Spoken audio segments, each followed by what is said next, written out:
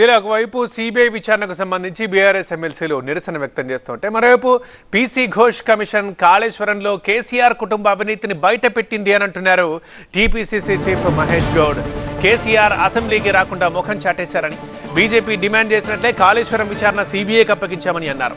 కాళేశ్వరంపై CBI విచారణ పూర్తి చేసి బీజేపీ నిబద్ధత చాటుకోవాలన్నారు.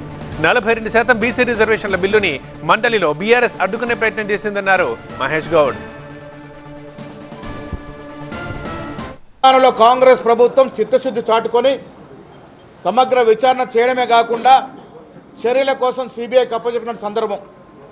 మరి ఇవాళ బీజేపీ ప్రభుత్వం కేంద్రంలో ఉంది.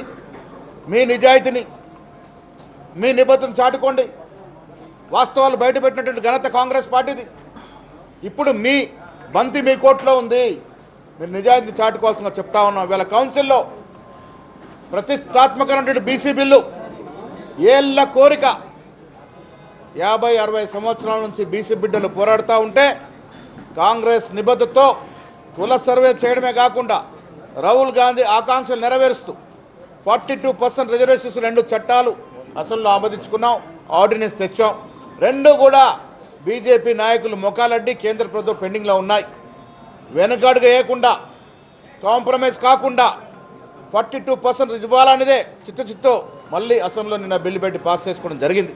ఇది కాంగ్రెస్ పార్టీ యొక్క నిబద్ధత, బీసీల పట్ల ఉన్నటువంటి అకుంఠిత దీక్ష. ఇవాళ కౌన్సిల్లో పెడితే బిల్లు పాస్ అయినకుండా బీఆర్ఎస్ నాయకులు నానా హంగామా చేశారు.